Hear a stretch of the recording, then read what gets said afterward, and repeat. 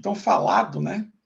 Mas pouco compreendido, que é o papel do Product Owner, segundo o nosso guia Scrum. Então, a gente tem visto algumas falhas, né, em processos de desenvolvimento, buscando usar o framework Scrum, que acaba acontecendo uma adaptação que nem sempre é a melhor, um pouco fora daquilo que é recomendado, né? Não só pelo guia, mas quanto pelas organizações que oferecem as provas, né, de certificação. Então, assim, é um momento interessante, que eu espero que a gente possa trocar essa ideia, possa bater esse papo aqui, e aí esclarecer um pouco dessas ideias, né, que a gente está tendo com vocês, tá bom? Bom,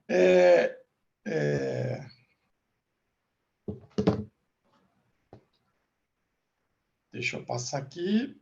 Quem sou eu, para quem não me conhece? Meu nome é Eduardo Castro, sou aqui de Brasília. Já estou aí nessa área há algum tempinho. Alguns brincam comigo, né? Sou um dinossauro ágil, né? Nessa evolução, aonde eu vim desde aquela terra árida que não tinha nada, até apareceu o famoso cascata, evoluiu para estruturado, orientação a objeto, e hoje a gente está aqui em métodos ágeis. Pode ser que daqui a 10 anos a gente esteja falando de uma outra forma qualquer de desenvolvimento de software, né? Daí a inteligência artificial, né? Então pode ser que a coisa acabe acontecendo e caminhando por esse lado. Eu sou o responsável pela formação de PO, denominada Lean Iron Analysis. Essa formação de PO, ela tem 8 oficinas, e cada oficina trata de um tema específico, tá?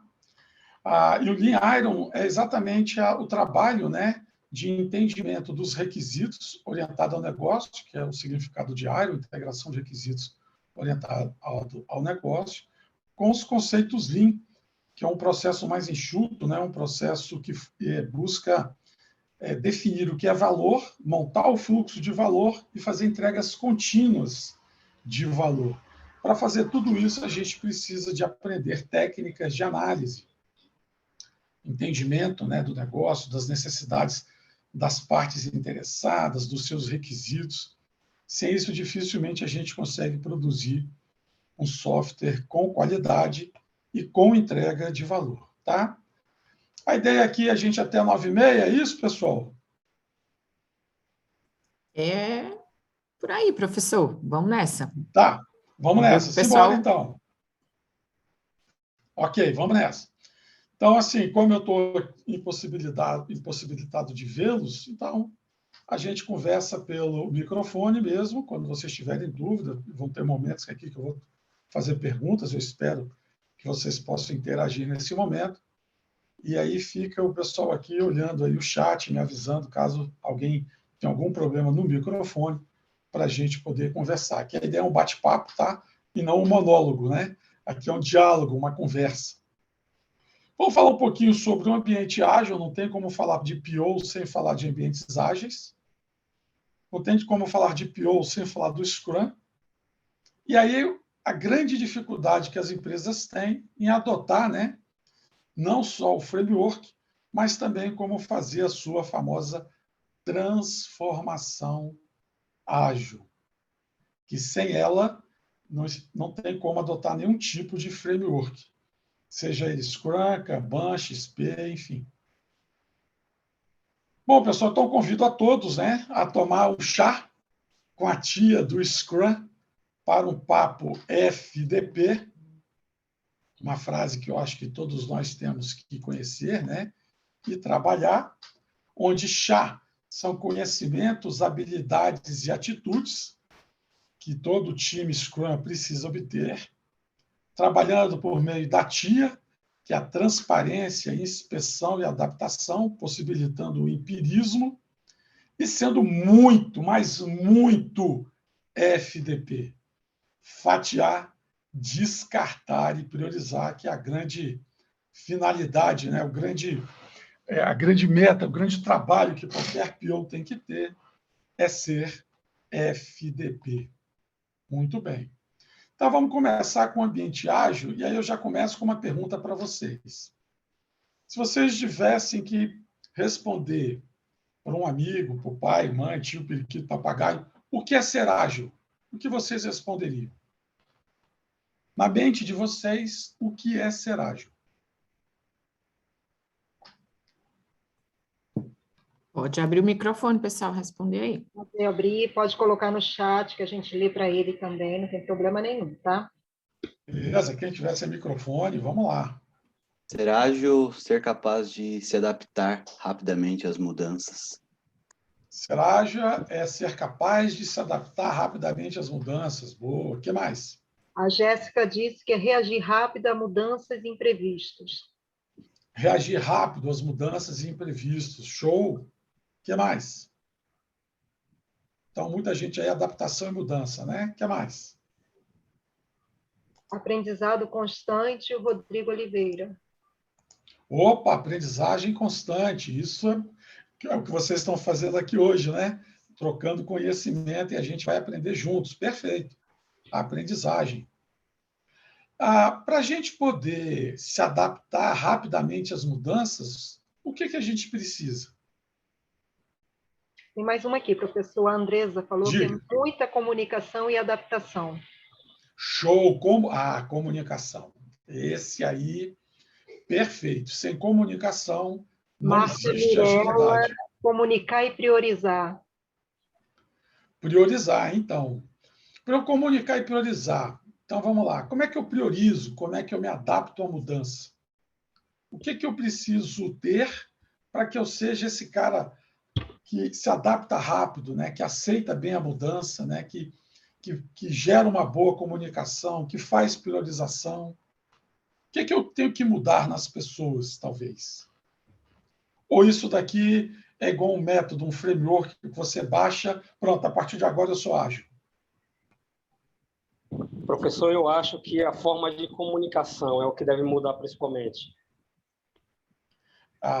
Muito bom. Então, vamos ver aqui, pessoal. O meu amigo Andy Barbosa é um cara que tem do Agile Instituto Brasil, e ele trabalha muito com Agile Coaches. E aí, nessa jornada de transformação ágil, ele tem uma seguinte sugestão sobre ser ágil. Uma mentalidade ágil, ou seja, ser ágil primeiro depende da pessoa.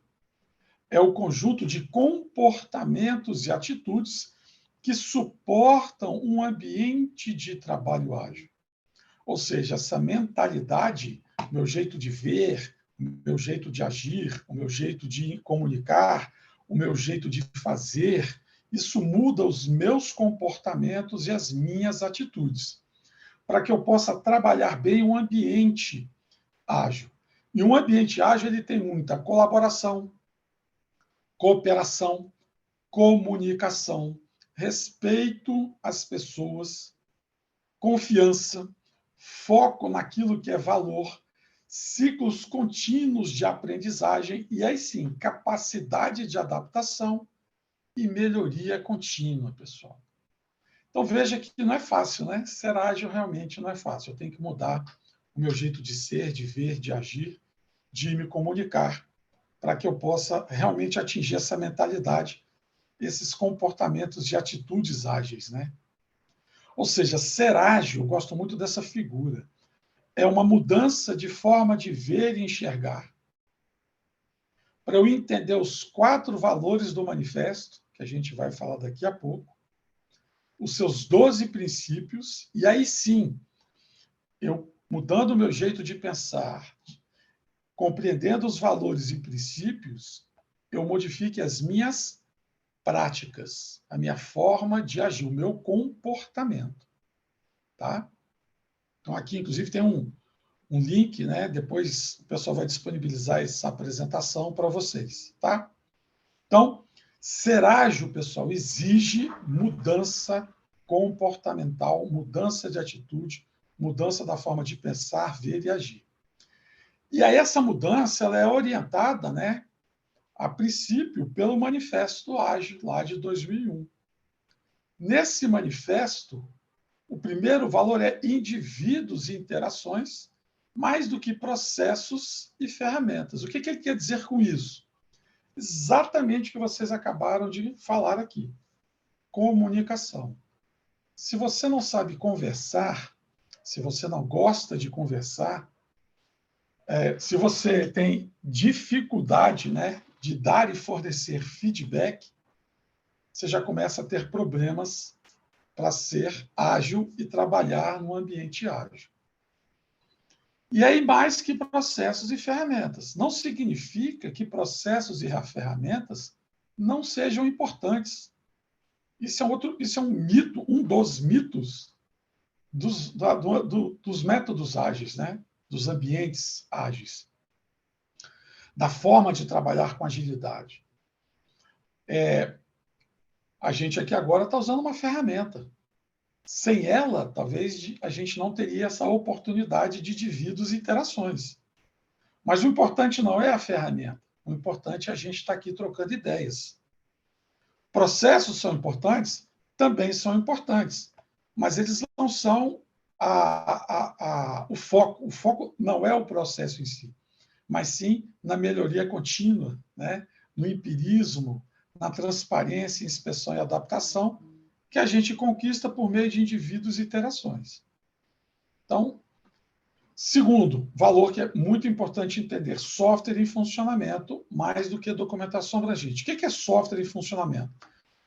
Vocês acham que basta o software estar funcionando que eu entreguei valor?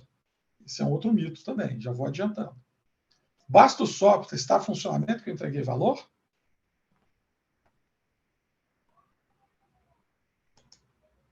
Não, ele precisa atender os objetivos, né? A proposição de resolver o problema. Ah, muito bem. Ou seja, o software em funcionamento de acordo com as necessidades das partes interessadas.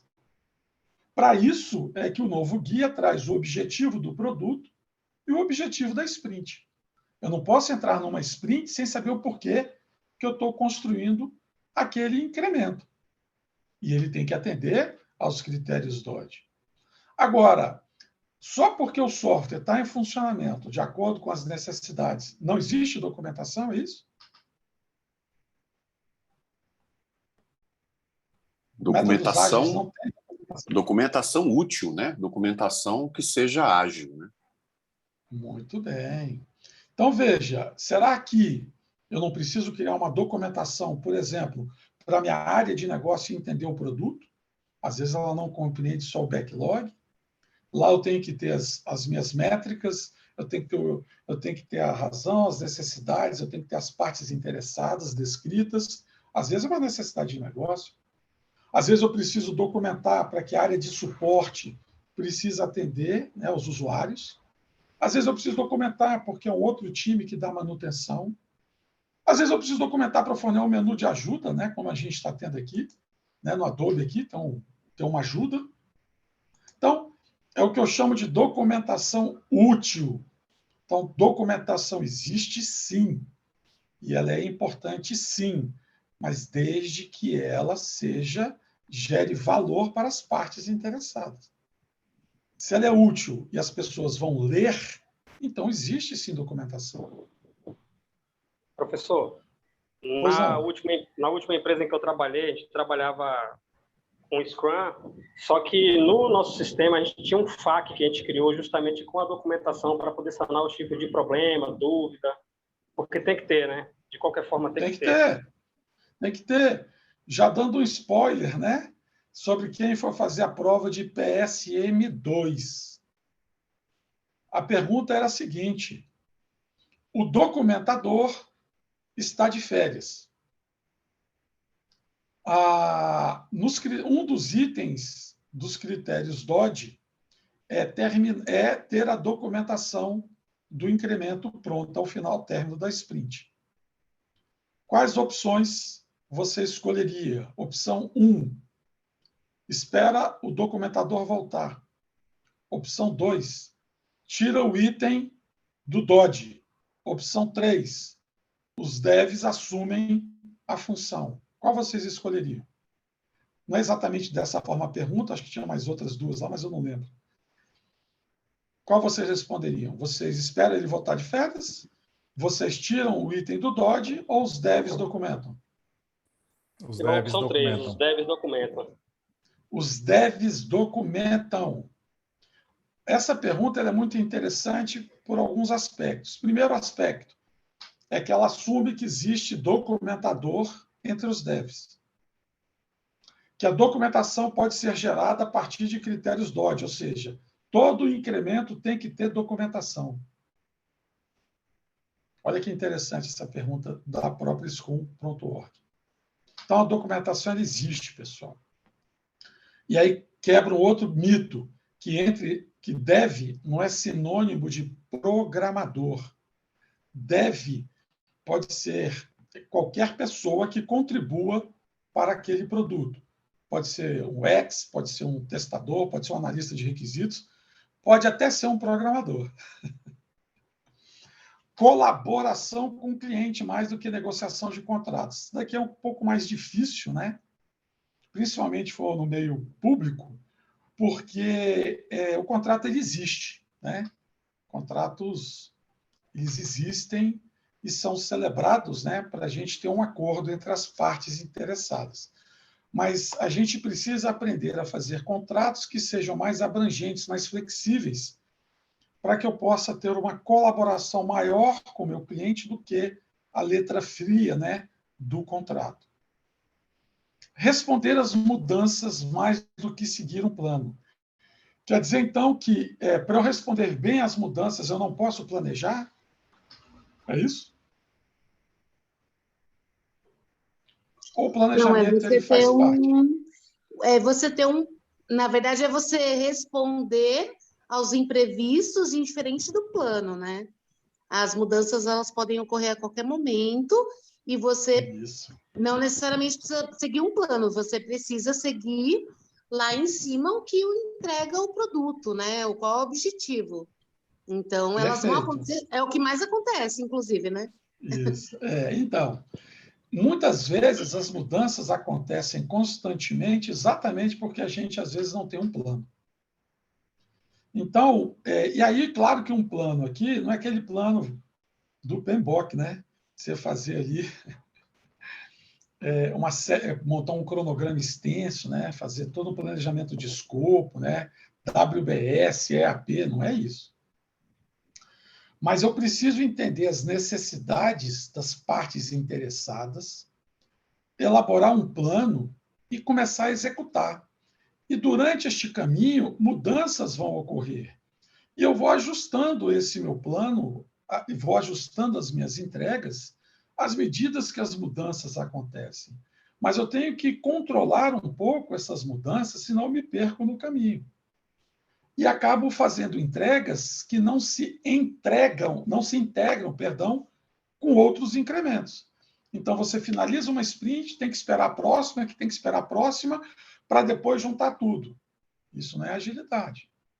Isso não é responder a mudanças. Para mim, isso é retrabalho. Porque quando você for integrar, provavelmente você vai ter que refazer muitas coisas. Isso não é responder mudanças. Então, a gente precisa avaliar melhor o caminho a seguir. Claro que no meio deste caminho eu vou fazer mudanças, isso é muito natural. Mas eu tenho que ter um objetivo a alcançar. Por isso que no Guia Scrum, o que ele diz? Durante a sprint, pode ter mudanças? Quem me responde? Durante uma sprint, eu posso mudar? Não, tem que aguardar para a próxima sprint. Não, eu acho que você pode até mudar, mas desde que a meta não mude, né? Mudanças podem acontecer durante a sprint, desde que o objetivo da sprint não seja modificado. E o objetivo da sprint, por isso que se chama planning, né? É o planejamento, foi feito durante esse plano. Ficou claro isso para vocês? Então, no meu plano... Sim, na verdade, a gente a gente pode mudar a cor do botão ou o formato do botão, mas não o objetivo do botão que vai Pronto, show. fazer o negócio funcionar. Show. Isso, é isso aí, perfeito. Então, ou seja, o próprio manifesto diz que, mesmo tendo valor à direita, ou seja, eles enxergam valor em processos e ferramentas, enxergam valor em documentação, enxergam valor em contrato, enxergam valor ao plano. Porém, eles dão mais, a gente dá mais valor aos indivíduos, interações, software em funcionamento, colaboração com o cliente, responder às mudanças. Então, a gente tem que primeiro entender o manifesto, esses 4 valores, e entender os princípios. São 12 os princípios. Eu gosto de começar pelo terceiro, que é o que dá agilidade. Ser ágil não é entregar rápido, é outro mito. As pessoas acham que ser ágil é entregar amanhã um código funcionando. Isso pode ser um retrabalho enorme. Ou seja, o que dá agilidade é entregas frequentes, respeitando o meu ambiente, respeitando a minha capacidade de produção. É o que o pessoal lá do Kanban chama de WIP, né? Work in Progress. A gente limita essa capacidade para que o ambiente seja sustentável. Então, a entrega frequente é que dá agilidade. Para eu ter entregas frequentes, eu preciso trabalhar junto. Se você trabalha num ambiente que, do seu lado, o cara pede para você mandar um e-mail para fazer o trabalho, esse não é um ambiente ágil. Se esse cara pede para você esperar uma reunião para que seja discutido, isso não é um ambiente ágil. Então, trabalhar junto significa os 3 Cs: cooperação, comunicação e colaboração. À medida que eu vou trabalhando junto, eu vou entregando frequentemente. Para trabalhar junto, eu preciso confiar e apoiar o meu time. Confiar nas pessoas, apoiar as pessoas por meio do diálogo, frente a frente, que é indivíduos e interações. Se você não gosta de conversar com pessoas, você também vai ter dificuldade de trabalhar no ambiente ágil. Se você é do tipo que só faz a sua parte, e quando você terminar, você deixa o fogo pegar porque você já fez a sua parte, você também não está sendo ágil. Bom, e aí, quando para entregar frequente, trabalhando junto, confiando e apoiando, dialogando frente a frente, para eu poder satisfazer o meu cliente, eu preciso fazer entregas, né? O software funcionando de acordo com o que ele pediu. Não basta só o software estar funcionando. Ele tem que estar funcionando de acordo com aquele objetivo, lá durante o meu planejamento, que a gente quer atingir, né? E durante esse processo de entregas, eu tenho que abraçar as mudanças, porque durante o processo, a mudança é natural, o que não pode é mudar o objetivo da entrega. Isso é que fornece para a gente o famoso desenvolvimento sustentável. Um planejamento com entregas frequentes, com objetivos, com as pessoas conversando, se comunicando, uma apoiando a outra. E aí, para que tudo isso efetivamente ocorra, atenção contínua à excelência técnica, a entendimento de negócio. Tem muito dev que não quer entender de negócio. Tem muito dev que acha que o PO tem que ser técnico para tomar decisões técnicas. Tem muito dev achando que PO escreve tarefa. Quer dizer, muito complicado isso, né? Manter simplicidade. O que é manter a simplicidade? É você fazer feijão com arroz.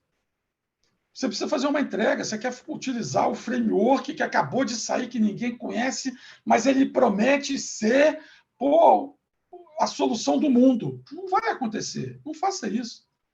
Faça com o que você conhece, né? Com aquilo que você sabe. Não inventa moda, não. Seja simples, né? Seja simples no seu processo. Equipes autogerenciadas, essa figura é uma figura um pouco mais antiga, né?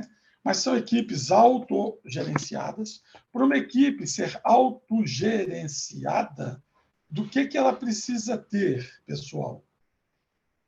Trabalhar junto, confiar e Autonomia. apoiar.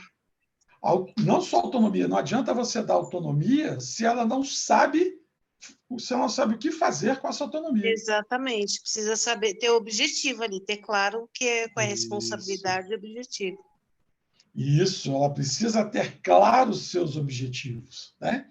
Ela precisa ter claro aonde ela quer chegar em conjunto, em time, enquanto juntos, né? E adivinha quem ajuda o time a aprender a trabalhar com essa autonomia, aprender a trabalhar com ser autogerenciado? Quem é que ensina? Pensando no framework Scrum, hein? Essa tá fácil. Quem é que ensina? O senhor pode repetir a pergunta, professor, por favor?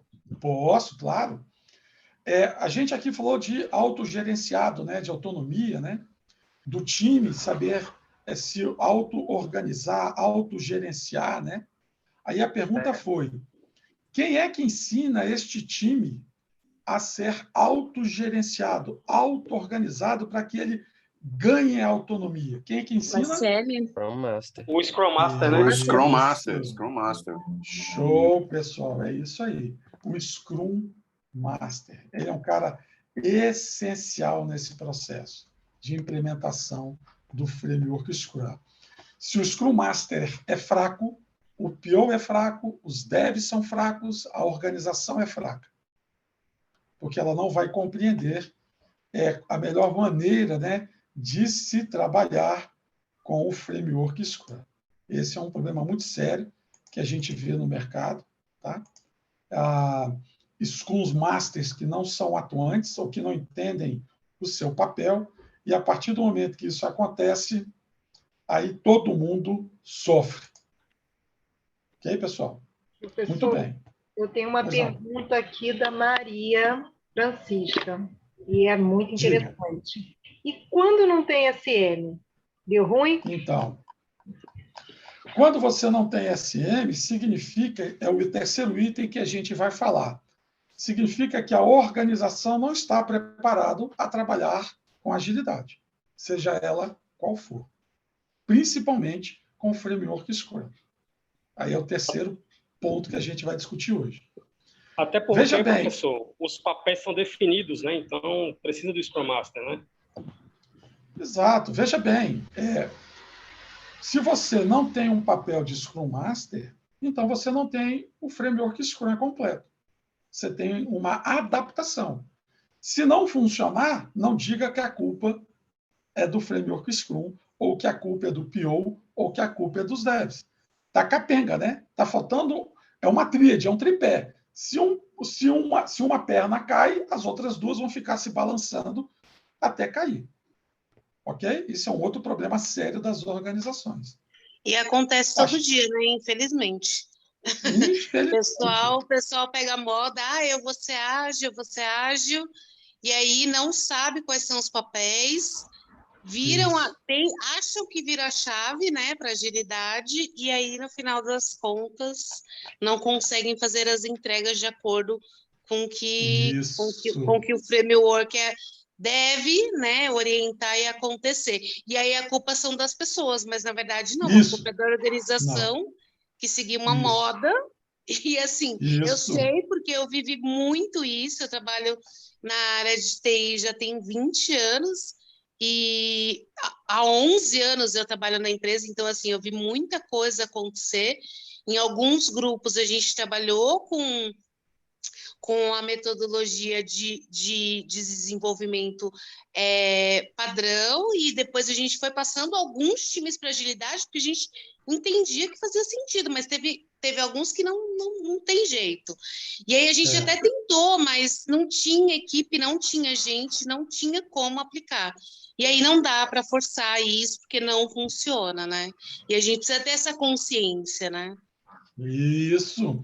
Veja, por isso que eu disse, antes de qualquer adoção de Scrum, Kanban, XP, a organização precisa fazer a sua transformação ágil. Essa é uma das grandes dificuldades que as organizações têm em implantar o framework que seja.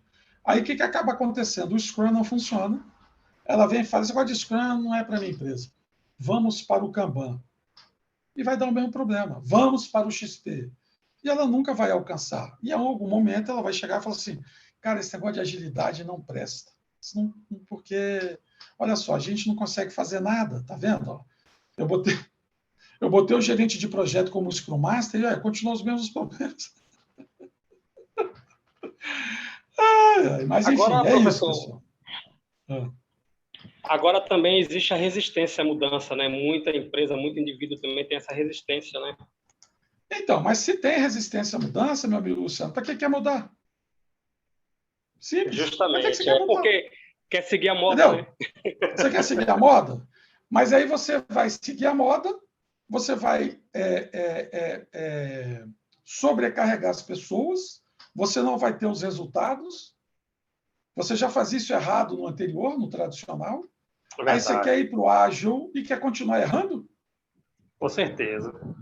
Então, assim, tem pessoas que... Assim, como é que eu faço para mudar, professor, numa empresa? É muito simples. 3 perguntas. Você está satisfeito com o que você entrega e recebe hoje? Provavelmente ela vai dizer não. As pessoas que estão trabalhando estão satisfeitas? Provavelmente ela vai dizer também não. Os seus clientes estão satisfeitos? Não. Cara, então você não acha que a gente precisa mudar? Que a gente não vai conseguir mudar aonde a gente quer chegar se a gente não mudar o meio? Mas, simples. Não tem como a gente mudar os resultados. E tem a estratégia do negócio também, né, professor? Tem estratégia do negócio. Onde eu quero chegar, sei lá, antes eu tinha um helicóptero, agora eu comprei um avião, posso andar mais devagar, eu quero chegar lá. Então, eu vou adaptar o meu negócio, o meu time e o meu método, o meu framework para eu chegar onde eu quero. Tem esse tipo de estratégia também, né? Então, isso, exatamente, boa sua pergunta. Olha só, eu vou responder ela já, vamos comentar sobre ela já. Pergunta, como construir um produto de software em um ambiente ágil? Imaginando, então, que a empresa fez a sua transformação ágil, que ela entendeu o manifesto, que ela entendeu que tem que mudar suas atitudes. Como é que eu faço para construir um produto de software em um ambiente ágil? Qual que é o principal aspecto, a principal atitude que eu tenho que ter para construir um produto de software em um ambiente ágil? O que torna ele ser ágil? A mudança de mindset. Não adianta eu só querer ser ágil se eu não mudar o pensamento das pessoas e ter um planejamento para isso. Perfeito. Supondo que a gente já tenha isso feito. O mindset está ok, a transformação ágil aconteceu, as pessoas compreendem o que é ser ágil. Como é que, então, agora que a gente entendeu todo esse ambiente, como é que eu efetivamente faço entregas, construo produtos de software nesse ambiente? Qual a principal característica que eu tenho que ter? Ou as 2 principais características? Em cima exatamente desse comentário agora do entendimento do negócio. Como é que eu construo um produto de software em um ambiente ágil? Agora que eu adquiri toda essa transformação, o mindset, os 4 valores, os 12 princípios, quais são as minhas atitudes? Muito simples. Primeiro, eu vou trabalhar um framework Scrum. Agora que eu fiz a minha transformação ágil, o que eu vou precisar fazer? Eu vou precisar definir qual é o produto, como é que eu faço para definir? Lembra antes.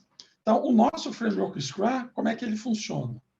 Ele tem um backlog de produto, ele tem um planejamento, ele tem um backlog de sprint, ele tem a construção do incremento, ele tem reuniões diárias para saber como é que eu estou fazendo, o que é que eu estou fazendo, quais são os meus problemas para que eu entregue aquele objetivo que foi planejado. A minha revisão, o meu incremento integrado aos incrementos anteriores e a minha retrospectiva, que é a minha melhoria contínua. Tudo que eu fiz dentro do framework, ao término, eu preciso saber quais os pontos fortes e os pontos fracos. O que eu preciso melhorar, o que eu tenho que continuar, o que eu tenho que parar de fazer. Mas vamos aqui, no backlog do produto. O que é necessário para definir o backlog do produto?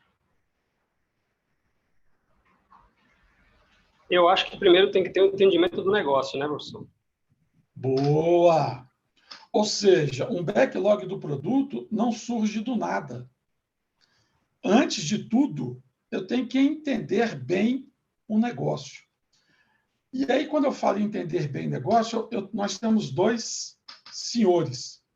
Primeiro é a organização para a qual eu trabalho. Ou seja, e foi respondendo aqui, comentando o que foi dito. Qual o objetivo da organização? Qual é o requisito de negócio da organização? O que ela quer com este produto? Aonde ela quer chegar? O que ela quer alcançar? Por isso que o guia diz que todo backlog de produto tem que ter o objetivo do produto. Isso surge com análise de negócio, análise dos requisitos. Esse é o principal papel do PO. A partir do momento que eu entendo os interesses da organização, agora eu tenho que entender os interesses do cliente, que é diferente dos interesses dos usuários. São três coisas diferentes.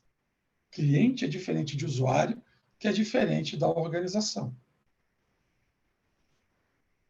Posso até ter cliente sendo usuário, usuário sendo cliente, mas são aspectos distintos cada um deles. Usuário é quem efetivamente vai usar o seu produto, cliente é quem está pagando pelo seu produto, e a organização é quem está recebendo do cliente o valor desse produto. E eu tenho que, como PO, atender aos três. Então, eu preciso ter uma boa análise de negócio. Agora que eu tenho uma boa análise de negócio, assim eu vou para o meu planejamento, eu vou fazer aquilo que é mais importante depois da análise de negócio. O que vocês acham que é mais importante depois que eu faço a análise do negócio, requisitos, e monto o backlog da sprint, o que vocês acham que é mais importante eu fazer agora?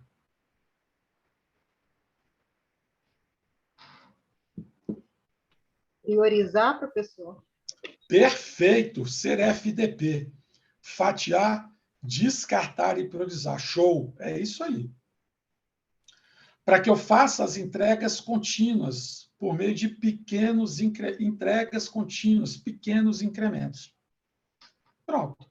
Basicamente é isso. No nosso framework Scrum, veja, ele está muito bem divididinho. Eu tenho um time multifuncional e autogerenciado. O que quer dizer o que quer dizer com multifuncional? Está escrito no guia. Isso aqui é um resumo do guia, copiei e colei de lá. Significa que eu tenho testador, UX, analistas, arquiteto, banco de dados e até programador nesse time. Coach. Todo mundo nesse time. Que se autogerencia, auto-organiza, que tem autonomia para tomar decisões. Aí, veja, o próprio guia diz que tem que ter os três papéis. Se eu não tiver os três papéis, o que vai acontecer?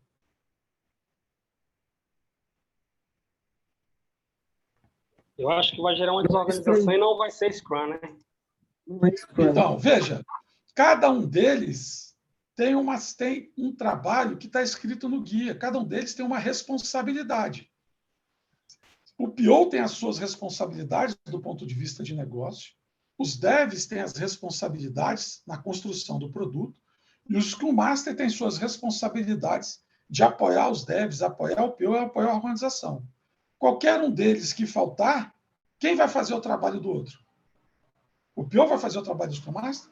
O Scrum Master vai fazer o papel do PO? Os devs vão fazer o papel do PO? Então, alguém vai ficar sobrecarregado. Já está errado daí. Os eventos. Eu tenho a sprint, o planejamento, o scrum diário, revisão e retrospectiva. Se eu deixar de realizar qualquer um desses eventos, eu estou deixando de fazer a TIA. Estou deixando de avaliar melhorias contínuas. Meus artefatos, eu vou deixar de fazer backlog do produto, vou deixar de fazer backlog da sprint, vou deixar de fazer um incremento que atenda à definição de pronto, que são os compromissos. Então, ou seja, os compromissos do backlog do produto é ter o objetivo do produto. Para eu ter o objetivo do produto, eu preciso do quê?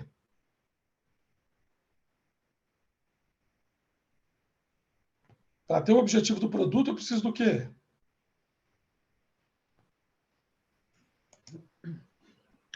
Eu preciso ter o escopo do projeto que esse Product Owner traga essas informações, porque é ele que faz essa ponte, não é? Perfeito. Ou seja, para eu poder trabalhar com o escopo do produto, eu preciso compreender exatamente qual que é o objetivo do negócio. Quem são as partes interessadas? O que ele vai fazer de entrega? É isso. Ok? É um negócio, né, professor? Logo no início, quando está fazendo o levantamento das informações para entendimento do negócio, né? Nessa análise vai todo o mapeamento, levanta todo o processo para poder ter as informações, né? Isso. Aí são técnicas que o PO vai utilizar para entendimento do negócio, para definir o objetivo do produto, junto com o cliente, junto com o usuário, junto com a empresa. Este é o compromisso. A gente que é da área... A gente, professor, que é da área de requisitos, que, na verdade, eu me formei lá no CEUB junto com o senhor e segui por esse caminho, a gente sabe que o PO é basicamente um analista de requisitos, só que com um papel mais enxuto, né? Que eu me lembro que eu já trabalhei em algumas empresas e eu, além de fazer mapeamento de processo, caso de uso, requisitos, ainda tinha que fazer protótipo de tela e mais uma série de outras coisas, né? Então, é basicamente isso aí. Na verdade, Luciano, o PO ele tem que conhecer de análise de requisitos, de análise de negócio, de métrica. O PO é mais amplo que o analista de requisitos. Na verdade, ele precisa ter mais conhecimento que o analista de requisitos. O analista de requisitos ou de negócio pode até ser um dos membros dev, não tem problema nenhum. Aliás, o próprio guia fala sobre isso, né? Ou seja, os devs é uma equipe multifuncional. Então, não tem problema nenhum. Como eu expliquei da prova, eu tenho um documentador dentro dos devs. A própria prova, para pegar a certificação, fala sobre isso. Então, mas o PO não. O PO ele é bem mais amplo do que isso. Mas depois a gente podemos discutir um pouco melhor sobre esse tema. Diga. Professor, com a sua licença, eu acho que a questão do PO, primeiro a gente ter o pensamento de que o Product Owner é um papel, né, não é um cargo, então, e o PO fazer só o que o guia sugere é o que é chamado Suíça, né? Na Suíça talvez seja assim, tudo é perfeito, mas eu atuando hoje como PO, toda a parte de prototipação, de pesquisa, de público, de absolutamente ter uma equipe completa que possa fazer isso, maravilha, é perfeito, mas às vezes a gente acaba assumindo muitas posições dentro, não sendo só PO, mas sendo também membro do time de desenvolvimento, e aí com certeza as atribuições crescem e vão até onde os olhos podem ver. Então, isso é ruim, no meu ponto de vista. Eu vou mostrar uma imagem da Scrum.org, também não é uma imagem minha, porque, assim, claro que o guia, né, ele traz muito simplificado o papel do PO. É um pouco mais amplo, claro, com certeza, o que está escrito no guia. Mas muita atenção. Você PO, você deve, você PO fazer protótipo de tela, você PO escrever tarefa, aí realmente começa a deixar de ser PO. E aí você vira bombril. 1001 utilidades. E aí você acaba não tendo um ambiente sustentável, né? Você acaba não limitando, né, o famoso trabalho em progresso, e aí começam a acontecer as distorções. Esse é um grande problema. O mercado, né, ele é muito assim, ele quer pagar R$ 1.000 e a pessoa seja tudo. Então, e aí os problemas que a gente conhece do tradicional continuam acontecendo no ágil. Assim, as pessoas se sobrecarregam, precisa, quando você pega, né, um anúncio, né? Pô, eu tenho até uma brincadeira sobre isso, né? A pessoa viu o anúncio, e aí você está saindo no LinkedIn. Você, olha só, eu queria muito conhecer essa pessoa. Eu não tenho capacidade nenhuma de concorrer a essa vaga, mas eu queria conhecer muita pessoa que vocês selecionarem, porque eu queria saber, ver o rosto dela e saber o que ela fez para conseguir ser tudo isso que vocês estão pedindo. Isso é muito ruim para a gente, enquanto profissional, porque isso faz com que a gente se estresse, fique doente, fique com problemas, a gente não tenha final de semana, não tenha família. Eu não concordo com essa visão. Eu acho, porque eu já vivi muito isso, muito, muito. É o famoso pessoal da TI não tem final de semana, né? Não tem feriado. Então, assim, mas a gente vai falar sobre isso já já. E tem uma nomenclatura, né, professor? É o full stack, né? Não, pois cara. Mas esse cara, pelo menos, ele vai atuar um pequeno pedacinho, que não é o caso do PO, que é o produto como um todo, né? Mas, enfim, então, backlog do produto, objetivo do produto. O objetivo do produto é entendimento de negócio, de mercado, de pessoas, de partes interessadas. Que a partir do momento que eu priorizo um item para ser construído, que tenha valor para todas as partes interessadas, eu construo o backlog da sprint por meio do planejamento e defino o objetivo dessa sprint para entregar valor. E esse valor está no incremento. E esse incremento, o compromisso é estar de acordo com a definição de pronto, que é o famoso DOD, né? Pilares, né? Transparência, inspeção e adaptação. E os valores que são essenciais, que vejo pouquíssimas pessoas falando sobre os valores do Scrum. Que aqui a gente demonstra efetivamente o manifesto ágil, né, com seus valores e princípios. Comprometimento com as minhas entregas, foco nos resultados, abertura para fazer as mudanças, né, respeito às pessoas e coragem para tomar decisão. Isso aqui não é só do PO, isso aqui é do todo o time Scrum. Ok?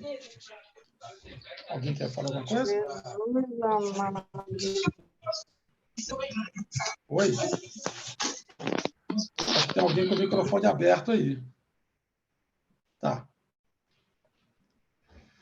Muito bem. Então, o nosso guia diz o seguinte, né, que, de maneira resumida, o Scrum requer um Scrum Master. Ou seja, se você não tem Scrum Master, de cara você já não tem o Scrum. Isso aqui eu copiei e colei do guia. Então, está escrito aqui, de maneira resumida, o Scrum requer um Scrum Master para fomentar um ambiente onde um dono do produto ordena o trabalho de um problema complexo e um backlog do produto. O time Scrum, quando eu falo em time, eu estou falando do PO, nos devs, no Scrum Master. Seleciona e transforma uma parte do trabalho em incremento de valor. E o time, os stakeholders, então eu tenho o Scrum Master, eu tenho o PO, tenho o time e tenho os stakeholders, que são as partes interessadas. Inspeciona os resultados e faz os ajustes necessários para a próxima sprint. Ou seja, muita colaboração, indivíduos e interações, mais do que processos e ferramentas. E aí vem, né? Já que a gente falou do PO, né?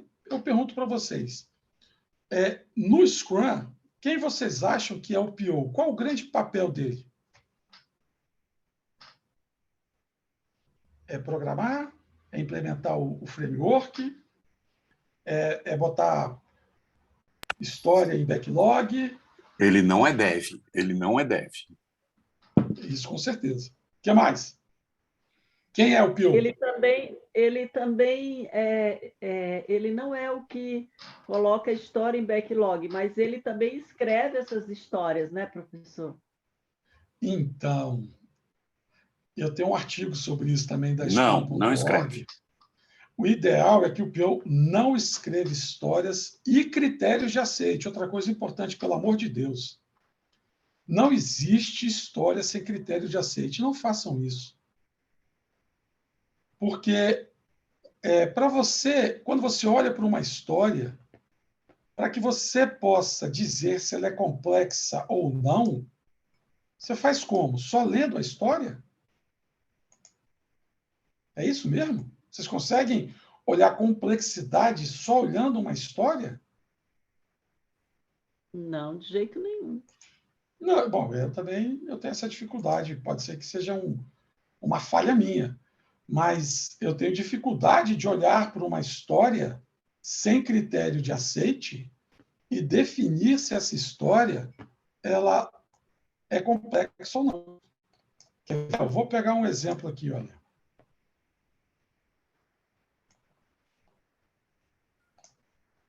Peraí, perdão.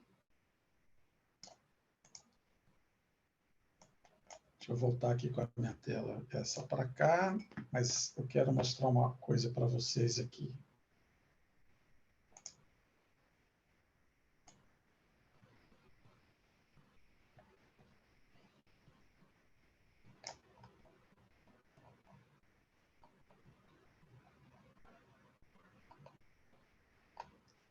Por exemplo, quem já fez as minhas oficinas aqui já conhece. Não respondam, hein? Quem fez as minhas oficinas aqui já sabe a resposta, não vale falar. Mas olha só. Vocês estão vendo a minha tela? Sim. Sim. A história é a seguinte. Como um gerente gostaria de aprovar um percentual de desconto para efetuar uma venda, ok? Olhando para essa história, é muito simples, né? É o cara dar um cliquezinho no botão lá e, beleza, está aprovado. Não é isso? Todo mundo entendeu isso também?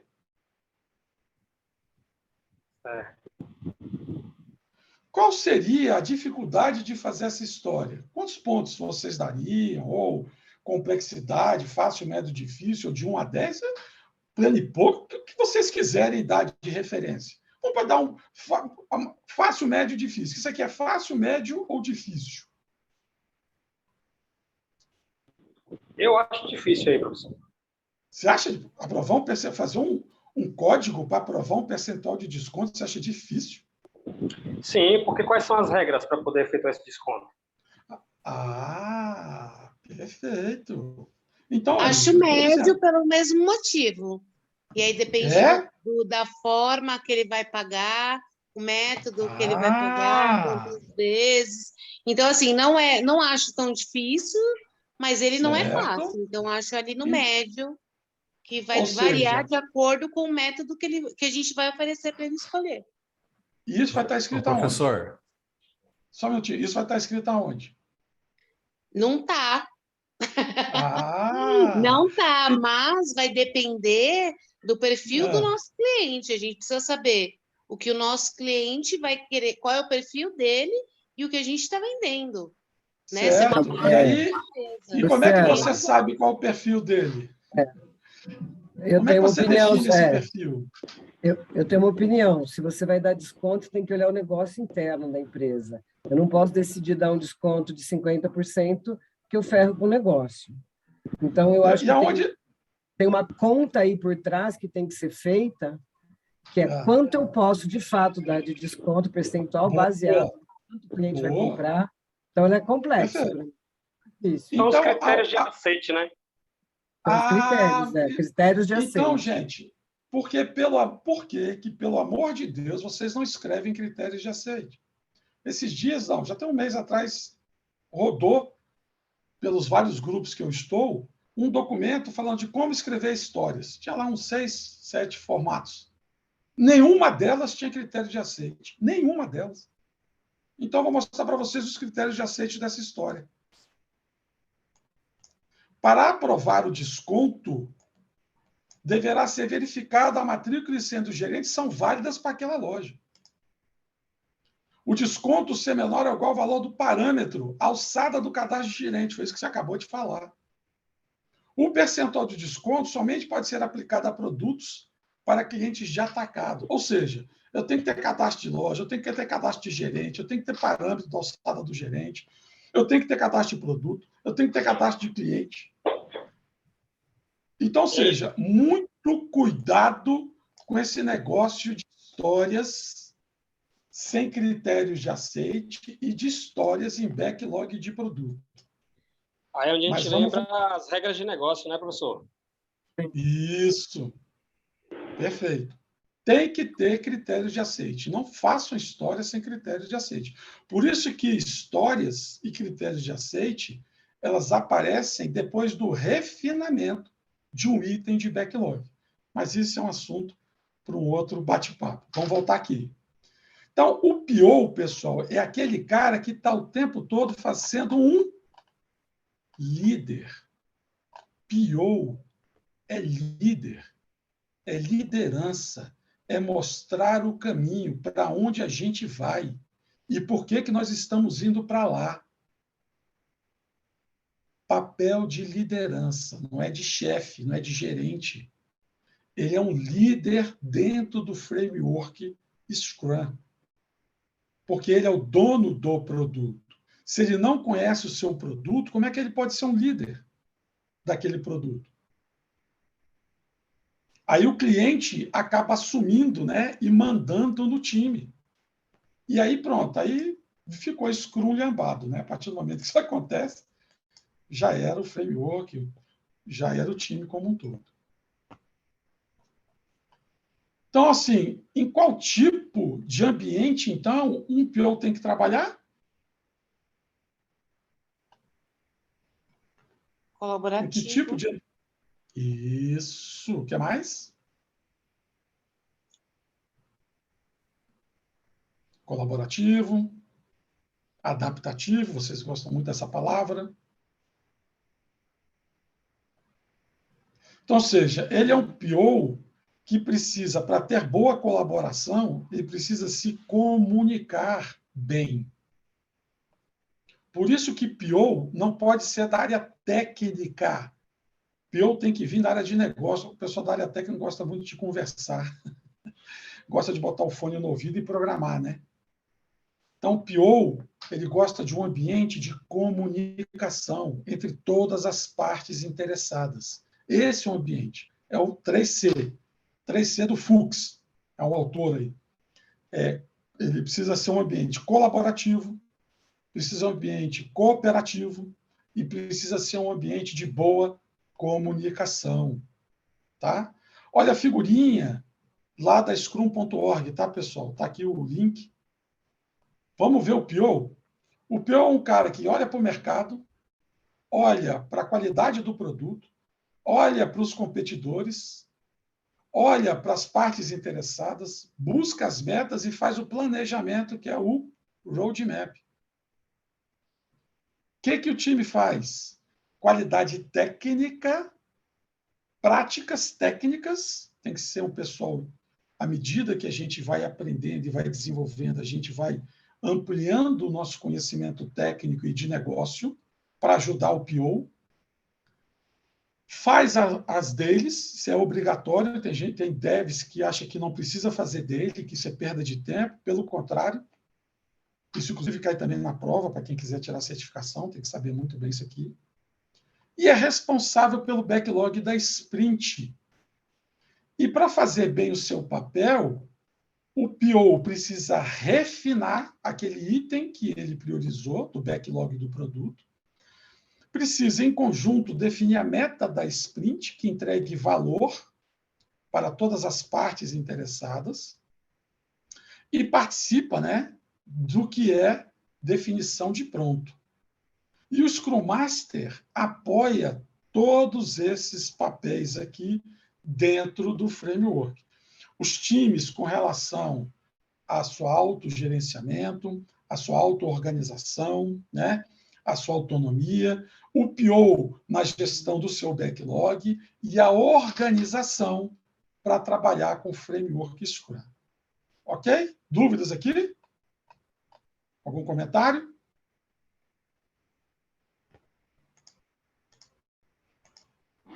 Bom seria se o mercado respeitasse isso, né? Bom seria se o mercado respeitasse. Não é nem para poder respeitar, né, Cláudio? Ela tem que conhecer. E as organizações, como alguns já disseram aqui, não tem nem Scrum Master. Então, ela não conhece o Scrum. É o Scrum lembado, né? É o Scrum lembado. É o Scrum lembado. Então, seja, PO, pessoal, é o ponto central da abordagem ágil para quem usa o framework Scrum. É o líder. É o cara que vai exercer a liderança sobre o produto, mostrando o caminho. Ou seja, o dev não tem que perguntar para o cliente, ele tem que perguntar para o PO. O Scrum Master tem que ajudar o PO a ter esse entendimento. É papel por uma pessoa em tempo integral. Não posso ser PO de 3, 4 produtos diferentes. Não dá. Porque ele vira o Mr. M. Alguém conhece aqui o Mr. M? Não é da minha época. Não é da minha época. Rapaz, o Mr. M é uma onda. O PO Mr. M é aquele PO que nunca aparece, né? Ou então ele só aparece ali em momentos assim, quando dá sucesso, ele aparece. Não pode ser PO Mr. M, né? O mestre dos magos, né, professor? Mestre dos magos. Isso não pode ser mestre dos magos. Exatamente. Ele tem que estar o tempo todo Surgiu junto. Um problema ali e ele desaparece. Desaparece não, Isso aí. Não pode, ele é líder. Ele é o cara que é visionário, né? Ele tem que sintetizar a visão do produto para o time. Outra que, então, não, essa aqui também é o old school, né? Ele tem que ter a visão, o olho de Tandera, visão além do alcance. Thundercats. Não sei quem curte aqui desenho. É da minha época também. Thundercats, né? Dá-me a visão além do alcance, né? O olho de Tandera. Esse é o PO, é o cara que tem que saber aonde o produto quer chegar daqui a um ano e direcionar, liderar as pessoas para isso. E à medida que ele lidera e diz os objetivos de cada sprint, os valores, eu vou entregando os bons resultados em entregas contínuas. É isso. Esse é o PO. Então, ou seja, ele desenvolve e comunica bem, né, o objetivo do produto. O entendimento dele está claro no backlog do produto. Ele ordena os itens de acordo com as mudanças, vai se adaptando. Otimiza o valor do trabalho do time de desenvolvimento, lá dos devs, né? Dizendo o que é valor, qual é o objetivo da sprint para fazer entrega de valor. Gente, backlog tem que ser transparente e claro para todos. Eu conheço muitos lugares que uma das primeiras perguntas é: você conhece o backlog do seu produto? Tem gente que já me disse que nunca viu o backlog do produto. Só consegue ver o backlog da sprint, uma coisa que o PO vê umas historinhas lá que o PO entrega para a sprint. Alguém aqui teve essa mesma dificuldade de não ver, de nunca ter visto um backlog de produto?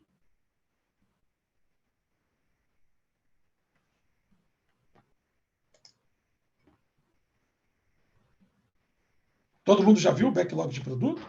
Do seu produto? Já sim. Backlog a gente só não tem prazo. É outra história. É outra história. Muito bem. Sendo assim, olha só, olhando para essas atividades que eu falei, qual delas aqui eu não disse? E que vocês acham que é importante?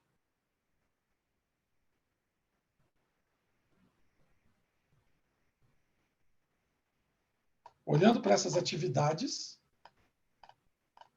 inclusive eu trouxe lá do guia, né? Algumas. O que vocês estão faltando que não está escrito aqui? Professora, eu não sei, mas eu entendo, assim, como pessoa que nunca foi PO, mas que sempre trabalhei com TI, com produto, com cliente, são as tendências do mercado. Como que está isso, né? Como que está o meu produto perante o mercado? Eu preciso ter ele faz isso. essa clareza, né? É que eu não disse aqui, Marketplace. né? Marketplace aqui, ó. Competição. Uma coisa que normalmente as pessoas me dizem, né, que está faltando. Perceberam que em nenhum momento aqui eu falei de escrita, de história de usuário? Em nenhum lugar está escrito? Perceberam? Nem na figura da Scrum.org está escrito isso? Nem no guia está escrito isso? Perceberam?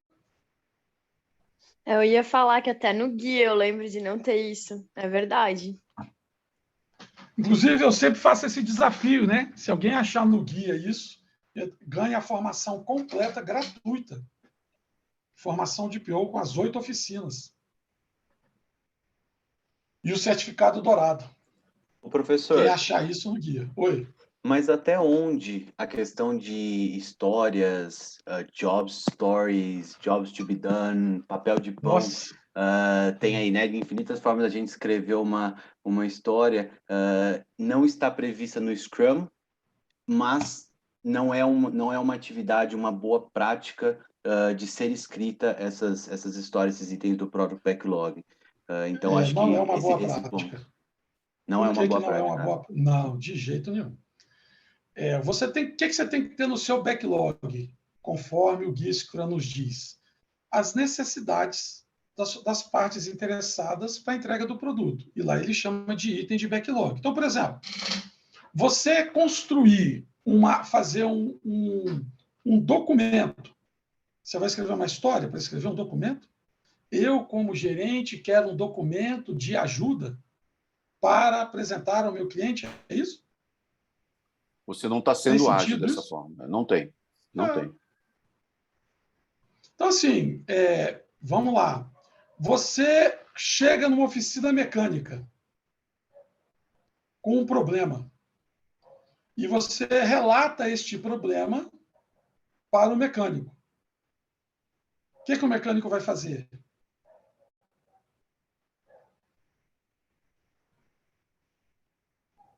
Vai analisar o seu problema. Né? E aí vai resolver o problema com base no conhecimento técnico dele. Não é isso? Ou você chega na oficina mecânica, escreve uma história e critérios de aceite e entrega para o mecânico. Então, veja... não dá, porque senão vai ficar muito caro, viu? Vai ficar muito caro. Então, veja, o artigo da Scrum.org, né?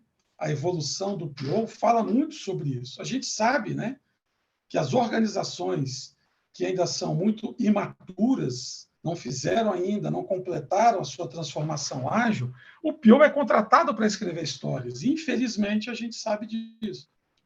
Mas essa não é uma boa prática. O PO tem que colocar no seu backlog de produto uma lista de desejos e necessidades que, a partir do momento que são priorizadas e aí são refinadas, é no refinamento que surgem as histórias. Sabiam disso? Deixa eu pegar o guia aqui para falar sobre isso. Quando ele fala aqui...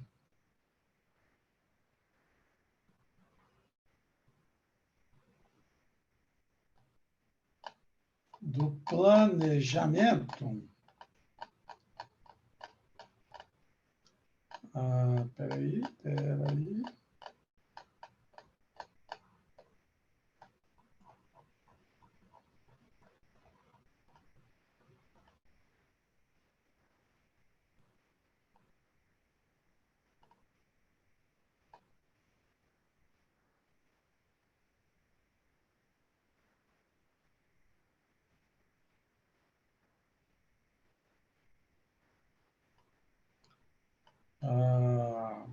É sempre assim, né? Quando a gente quer, a gente demora para achar, não é isso? Aqui, ó.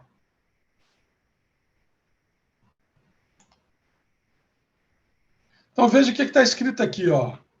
Backlog do produto é uma lista emergente e ordenada do que é necessário para melhorar o produto. Os itens de backlog que podem atingir o estado de pronto, DOD, são considerados prontos para seleção em um evento de planejamento da sprint. Ou seja, eu defini que aquele item é prioritário e agora eu vou para o planejamento. Mas quando é que eu posso fazer isso? Ele geralmente atinge este grau de transparência após atividades de refinamento. O refinamento do backlog é a ação de decompor e melhor definir os itens do backlog. Isso aqui, se você quiser escrever histórias de usuário, você escreve. Se não, você pode escrever em outro formato qualquer, não é obrigatório esse formato de stories, né? Que foi desenvolvido lá para o XP. Muito simples. Então, o PO tem que ser simples no ordenamento do seu backlog do produto. Então, assim, a gente sabe, né, que, infelizmente, as organizações imaturas acham que o PO só escreve história. Isso dá a impressão que a atividade do PO é simples. Ou seja, o PO vira um analista funcional, um analista de requisitos, um analista de negócio, só que com o nome de PO. O que o analista de requisitos fazia, meu amigo Luciano, antes? Mapeamento de processo, análise, licitação de requisitos. Documentação de requisitos. Documentação de requisitos, especificação de casos de uso. Olha que coisa linda, especificação de casos de uso. Nossa Senhora, até me arrepiei agora. Aí eu te pergunto, se o PO tiver que fazer isso, aí sim eu concordo com o Luciano. Ele é um analista de requisitos. Não faz sentido. Quando para o PO olhar para o mercado, o PO olhar para cliente, o PO olhar as métricas, o PO olhar o ROI, o retorno sobre o investimento, ele não pode estar sentado fazendo isso. Porque ele está virando um executor, um cara que está ali o dia inteiro só escrevendo história, critérios de aceite, e tem ambientes que, inclusive, o cara escreve BDD. Está de sacanagem. O cara escreve a história, escreve os critérios, depois escreve vários cenários BDD. Ou seja, ele só faz isso porque isso é extremamente trabalhoso. Aí ele não consegue olhar para o mercado, para o cliente, para o negócio, para o usuário, fazer métrica. Não faz. Não tem jeito. Então, tem aqui esse artigo, tá, pessoal, que fala sobre a evolução do PO, e a gente vai ver exatamente sobre isso, né? Como é que eu reconheço o PO? Em que nível que ele está? Está aqui, ó, scrum.org. Então, na scrum.org existe 5 estágios, né? O PO como sendo o escritor, aqui, ó, ele é aquele cara que era um antigo analista de negócios e requisitos. Não, agora você vai ser PO. Aí bota esse cara como PO. Mas ele não tem autoridade nenhuma. Ele só faz o que o cliente pede. Ele é um garçom. O cliente pediu, ele escreveu, levou para o time. Aí o time fala, pô, mas não dá para fazer, isso aqui eu não entendi direito. Ah, o cliente pediu, não posso fazer nada. O cliente falou. Tenho certeza que muitos de vocês conhecem situações como essa. Então, ele não tem autoridade nenhuma para tomar decisão nenhuma. Quando ela evolui e vê que isso não dá certo, então o PO passa a ser o famoso proxy, né? Existe até o PPO, né? Proxy do PO, que é um analista mais sênior, que aí ele consegue tomar algumas decisões com relação ao produto. Ele conhece bastante do produto, ele tem um certo conhecimento do negócio, e ele consegue, então, ali conversar melhor com os clientes. Quando essa evolução, a transformação ágil acontece, esse cara sai da área de TI e o PO passa a ser um representante do negócio e não da TI. Então, como representante do negócio, ele conecta as duas partes, mas ele está ali falando sobre negócio. Ele não está interessado mais em Oracle, em Java, JavaScript, em tela. Ele não está mais preocupado com BDD. Isso não faz o menor sentido para ele. Porque ele é dono do produto. Os devs são pagos para serem técnicos.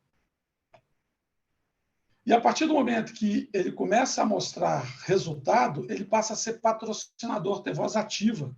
Ele começa a mandar no produto e fazer a gestão financeira do produto, retorno sobre o investimento, ou o próprio investimento, aquisição, enfim. Até que ele finalmente vira o verdadeiro PO, que é um CEO do produto. Vocês já tinham visto esses estágios aqui do PO? Da Scrum.org, não sou eu que estou dizendo. Sinceramente, eu nunca tinha observado, não, professor.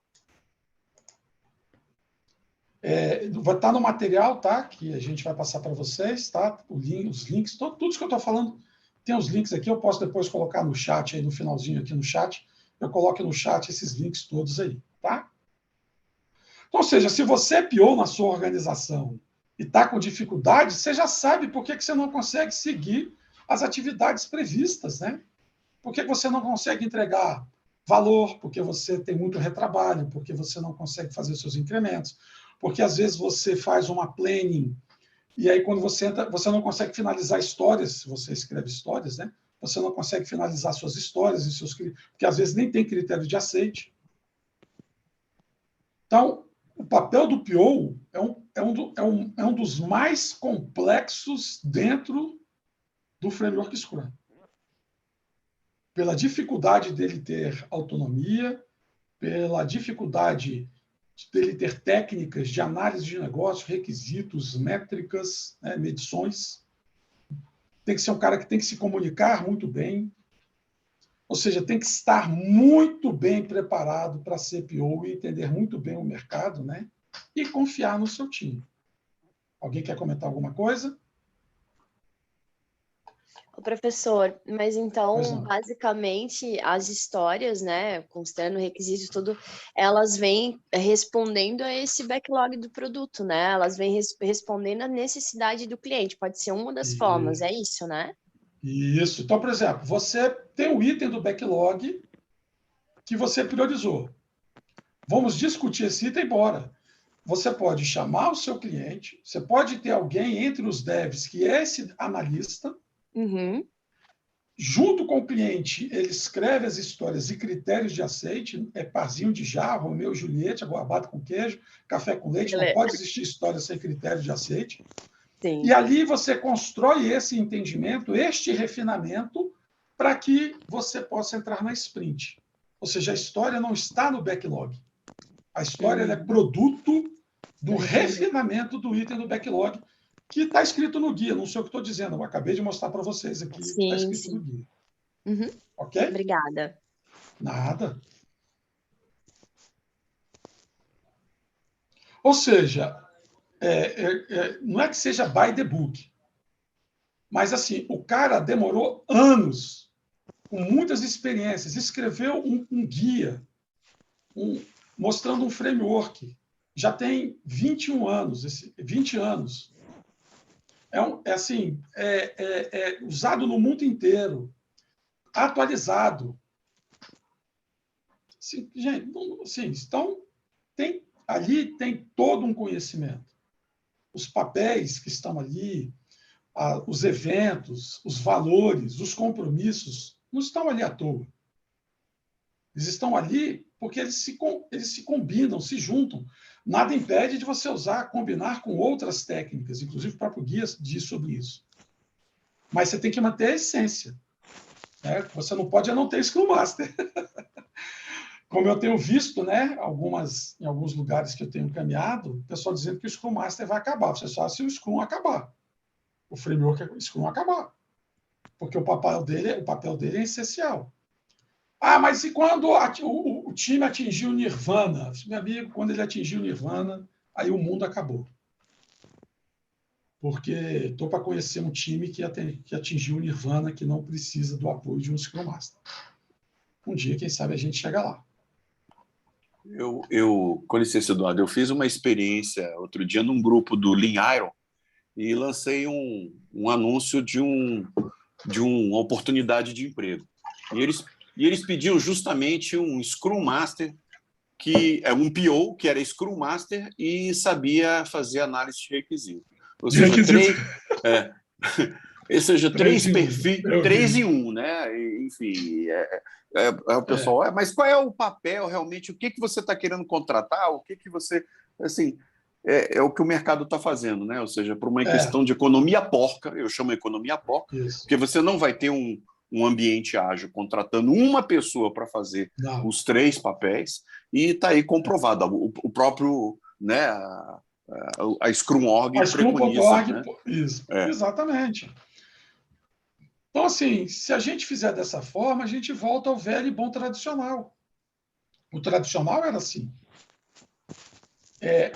Veja bem, eu tenho visto ambientes em que as pessoas colocam uma sprint de análise, uma sprint de desenvolvimento, uma sprint de teste e uma sprint de homologação. Vocês concordam com isso?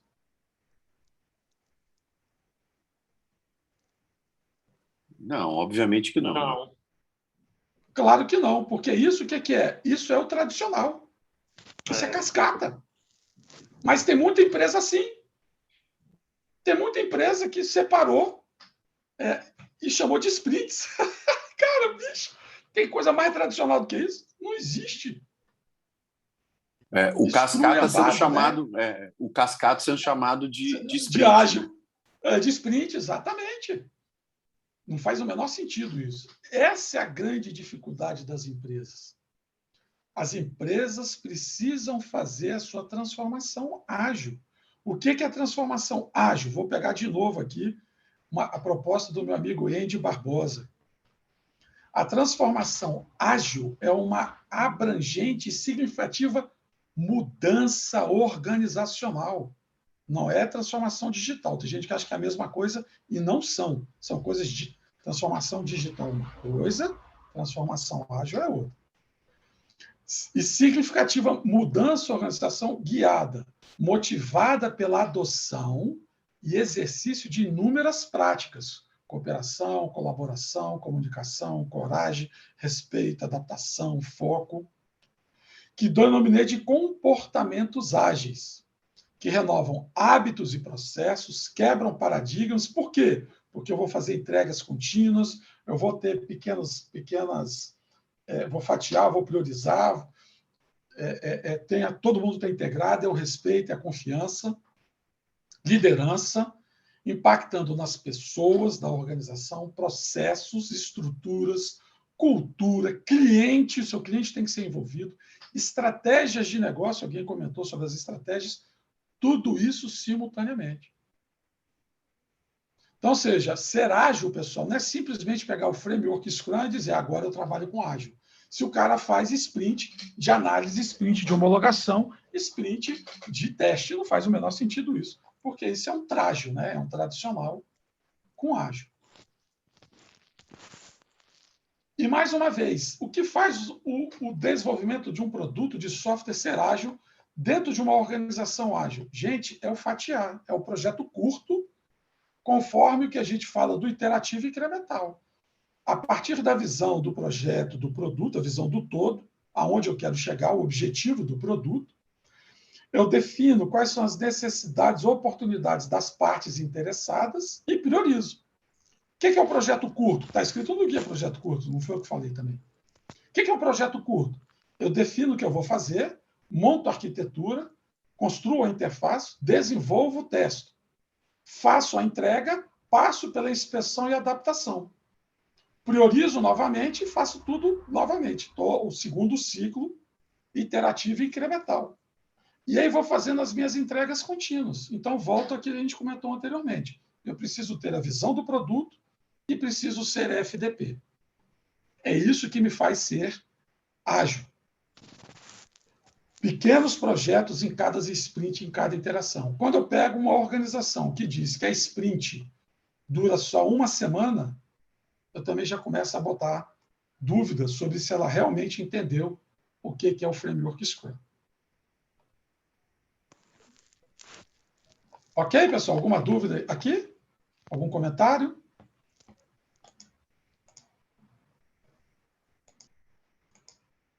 Vocês estão aí? Estamos. Sim. Ué? Estamos aqui, professor. Estamos aqui. Opa, estamos juntos. Não é sessão espírita, beleza? Não. Está todo mundo aqui. Está todo mundo aqui, né? Beleza. Sem Mr. M, professor. Sem Mr. M. Sem Mr. M. Boa, sem Mr. M. Então, pessoal, como é que um PO pode obter sucesso em ambiente ágil utilizando o framework Scrum? Cara, o que o guia nos diz? O PO tem que ter autoridade. Infelizmente, muitas organizações não dão a devida autoridade ao PO. E o que é pior, agora inventaram um tal de PM, Product Manager, que vem antes do PO. Cara, outro esculhambado, é isso aí. São papéis diferentes, né? Pode até existir, mas ele não é chefe do PO e o PO não é chefe dele. São papéis distintos. A gente pode ter um outro bate-papo aqui para discutir sobre isso.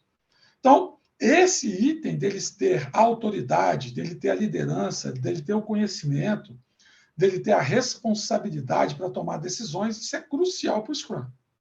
Se o PO não tem, provavelmente eu não vou ter o Scrum funcionando da forma como deveria funcionar. As decisões dele, quem é que manda no backlog do produto? É o PO, não é o cliente, não é o Dev, não é o Scrum Master, não é a área de negócio, não é a área comercial, e nem é o PM, é o PO. E as decisões dele são visíveis no backlog do produto, no ordenamento que ele faz e nos incrementos que são entregues a cada revisão da sprint. Todos participando. O cliente pode participar da planning, o cliente pode participar da review, PO participando de tudo, o PO avaliando se durante as sprints o objetivo da sprint está sendo cumprido, para que não deixe que isso se perca, né, a meta, né?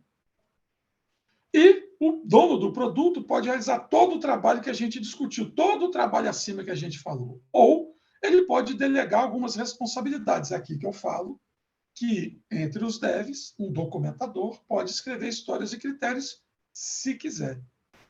Tá? Então, ele pode delegar, mas ele é o responsável pelo produto final. Sempre. Pela qualidade de entrega, pelo resultado da entrega, né?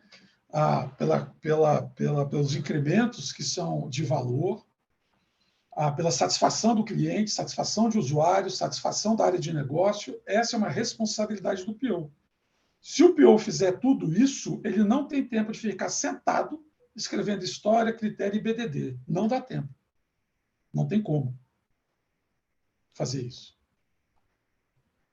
Bom, pessoal, como material bônus, eu tenho aqui o chá do PO,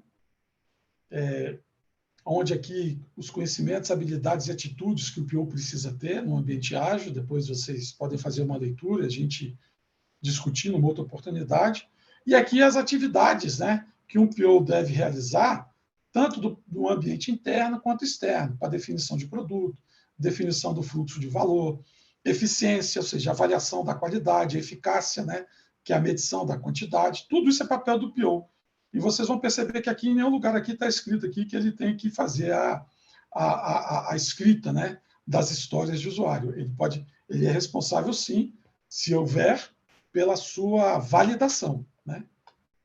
E pelo ambiente externo, olhando o cliente, olhando o usuário. Tá? Então, aqui é uma revisão, aqui, é um resumo, né? Claro que aqui não está tudo, das atividades que um PO deve realizar no ambiente ágil. Muito boa essa transparência, muito boa essa transparência aí, viu? Professor, quem quiser fala, perdão, diga. Só uma dúvida. E na hora do refinamento, o PO, ele faz com um dos integrantes do time? Boa! Isso, sim.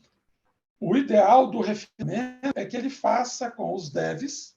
Então, durante a sprint, deve ter um tempo reservado para que os membros dos devs participem dos refinamentos. Cliente participando do refinamento. Arquitetura, alguém de arquitetura participando do refinamento. Alguém lá da sua área de operação, de produção, participando do refinamento. Tá? Então, é importante, mais uma vez, indivíduos e interações, mais que processos e ferramentas. Porque quando eu estou refinando para quem? Quem precisa conhecer o refinamento?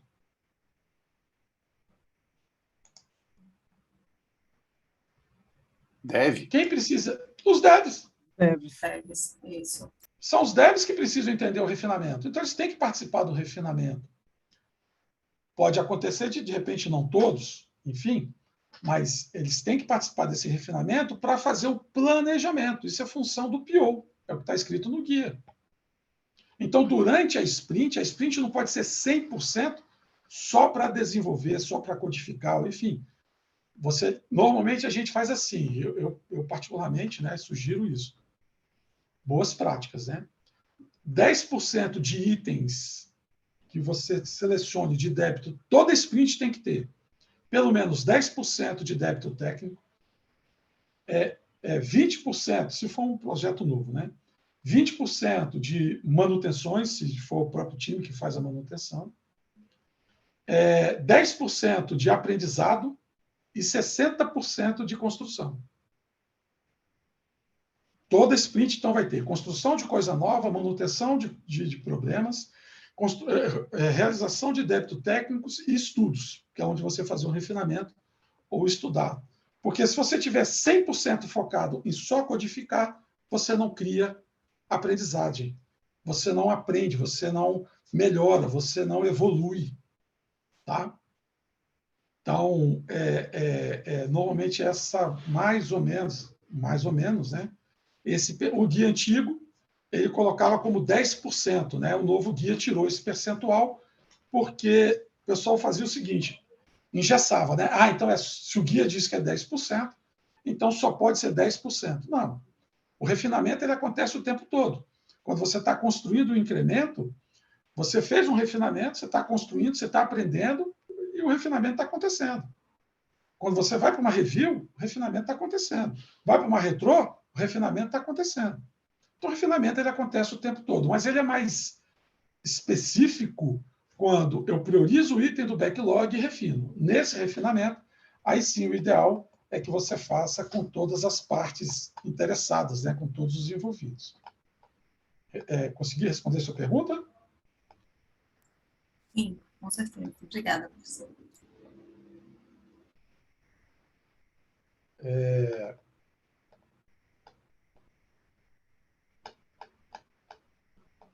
Olha só, tem aqui durante as oficinas, deixa eu pegar para vocês, mostrar um modelo do backlog, né, que normalmente a gente visualiza lá. Consegue visualizar aí na tela aí? Sim, tranquilo. Sim, está muito bom. Então, veja, qual o objetivo? Legal. Qual o objetivo do meu produto? Gestão de vendas de veículos. Simplificado. Quais são os usuários? Quais as funcionalidades? Podemos chamar aqui de itens de backlog. Uma descrição dessa funcionalidade, qual o seu objetivo, qual o seu benefício. Isso é negócio puro, não tem nada técnico. Não tem história, não tem critério de aceite, não tem nada aqui. Tenho certeza que todos vocês que lerem o meu backlog vão entender o que é o meu produto. E quantos itens eu tenho aqui? Só 7. Pequeno. Meu backlog não tem que ser grande. Meu backlog não pode ter 300 itens. Não faz sentido backlog de 300 itens. Histórias que estão lá 6 meses, também não faz ideia, não faz sentido isso. Aí, veja, quando eu pego um item e priorizo, aí eu vou para o refinamento.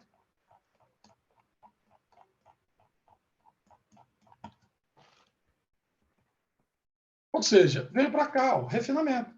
Esse refinamento vai definir os requisitos de software, que seriam as histórias, critérios de aceite, ou especificações que você queira fazer de caso de uso, sei lá.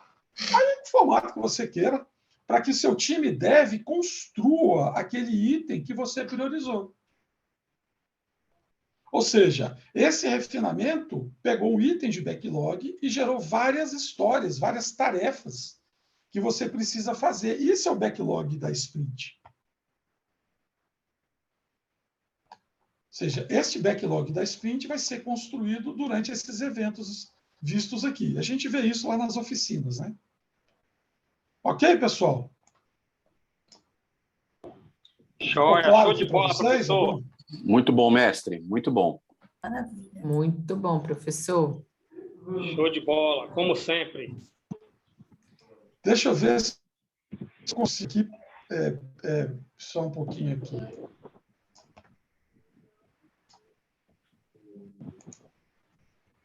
Acho que eu consegui parar meu compartilhamento. Agora vocês me veem. Engraçado, compartilho eu desapareço. Mas agora estou aqui, estou na área, derrubou pênalti. Gente, espero que vocês tenham gostado aqui dessa apresentação, foi bem rapidinha, né? Eu fiquei preocupado porque poucos perguntaram, não sei se porque foi muita novidade ou é porque estavam prestando muita atenção, né? É muito chocante, é uma verdade chocante. Chocante. Muito bom, professor. Minha amiga Giovana, o que você achou aí? Tudo certo? O que o pessoal curtiu? Foi muito bom, professor. Muito obrigada por essa noite, nossa última noite de 2021. Finalizamos ela com chave de ouro. Foi ótimo, viu? Muito obrigada. E eu vou só finalizar aqui, pessoal, para a gente parar a gravação, e aí a gente pode continuar, tá?